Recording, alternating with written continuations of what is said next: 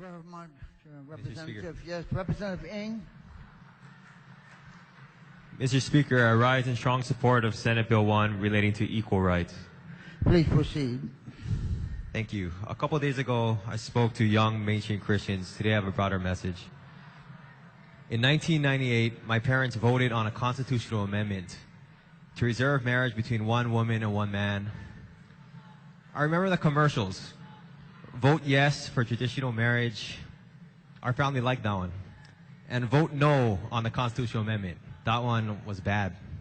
You see, like most 9-year-olds, morality was a very black and white concept. There's right, and then there's wrong. I carried a due north, due south moral compass oriented primarily on what my incredibly loving parents, hi mom, taught me. And they, along with my church, taught me that being gay was bad. But in October 1998, a few weeks before that vote, something happened that shook and recalibrated my young conscience. Matthew Shepard, a gay teenager going to college in Wyoming, was inhumanely tortured and murdered by straight classmates. A hate crime that made national news. He was tied to a fence and beat with a pistol and left to bleed to death. I remember discussing this with a friend of mine from church, and my friend said, "Good for him. God says he is evil." But I knew in my young heart that no one deserved this kind of brutality. No one. This is where my convictions began. You see, if we want to understand this or any gay rights issue, we need to understand the LGBT experience. Many of us just can't grasp what it'll be like. Until college, like many of the testifiers here, I thought being gay was a lifestyle choice that went against nature. But when you actually hear from the LGBT community, as we on your joint committee on finance and Judd have witnessed, it is clearly not a choice. In fact, many gay people who testified last week proclaimed that as teenagers, they fought who they are and tried to force themselves straight. Many face self-loathing and torment because of this, and thank God that unlike the thousands of gay teenagers that take their own lives every year, these brave people persevered and they were able to be here today in front of a less than friendly crowd to stand up like champions for equal rights for all. For those opponents who say this isn't about civil rights, I challenge you to tell that with a clear conscience to Alan Spector, who had the love of his life deported back to South America because his postdoctoral research funding expired. I challenge you to tell that to Kimberly Allen, who was not allowed to see her life partner in the hospital during the last hours of her life. I challenge you to tell that to Tambra Young, who had to reconsider adoption and delay forming the family she desired because of the cost without the rights and benefits of marriage. Tell that to Bart Zolo, a soldier fighting for his freedom who was called a flaming homo mistake by a rank-and-file superior. Tell that to Jeremy Wright, who slipped into depression trying to force or pray himself straight. And I challenge you to tell that to the parents of Matthew Shepard, that the suffering and the tragic death of their own son that they experienced is not sufficient to call this a civil rights issue. Tell these people hold on until the majority is ready. Tell them they must continue to suffer inequality and hate because other people are not ready to grant them full equality. Can you do that with a clear conscience? Some testifiers have spoken about this bill ushering in an onslaught of gay lifestyle. And they challenged your committee members, Mr. Speaker. Would you wish homosexuality upon your own kids? So I really thought about this. If the gay lifestyle they speak of pertains to the highly successful physicians, attorneys, economists, a world-renowned microbiologists and psychologists that we've seen testify, if this gay lifestyle pertains to the inspiringly committed couples who have been together for decades yet are still viewed as strangers in the eyes of their government, if this gay lifestyle that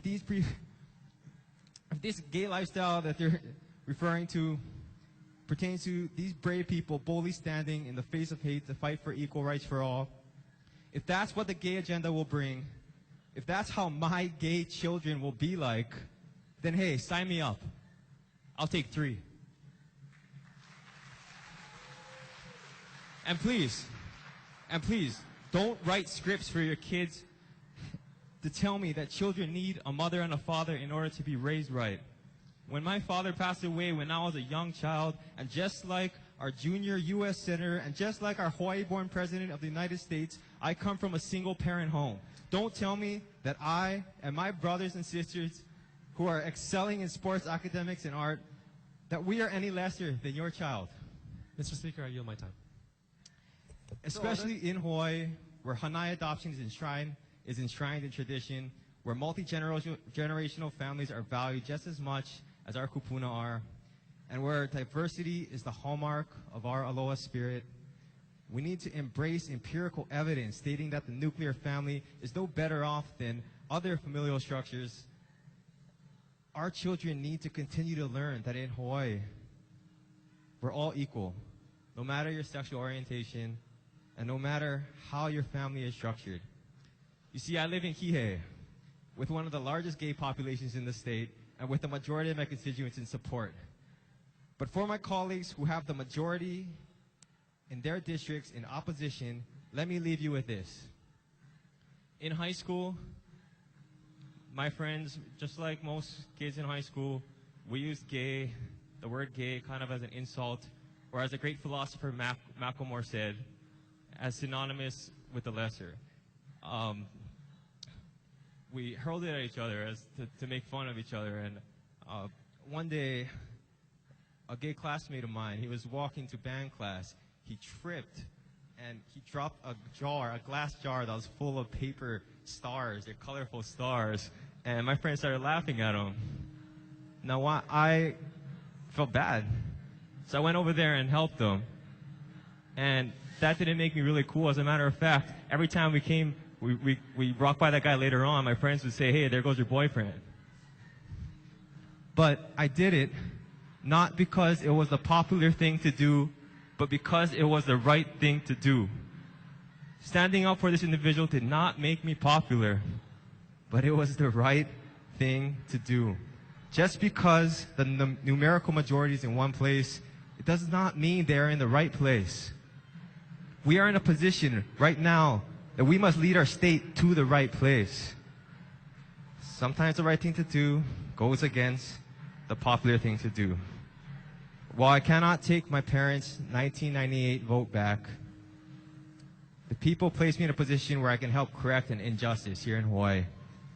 And I am prepared to face the consequences of my vote. I have, to me, this bill is about love and acceptance.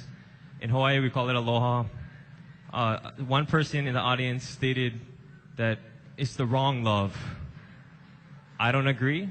Again, I agree with Macklemore. It's the same love. I have one last question. How many more gay people must God create until we realize that He wants them here? How many more gay people must God create until we realize that He wants them here? Mr. Speaker, let the people decide who they marry. Thank you very much, Representative.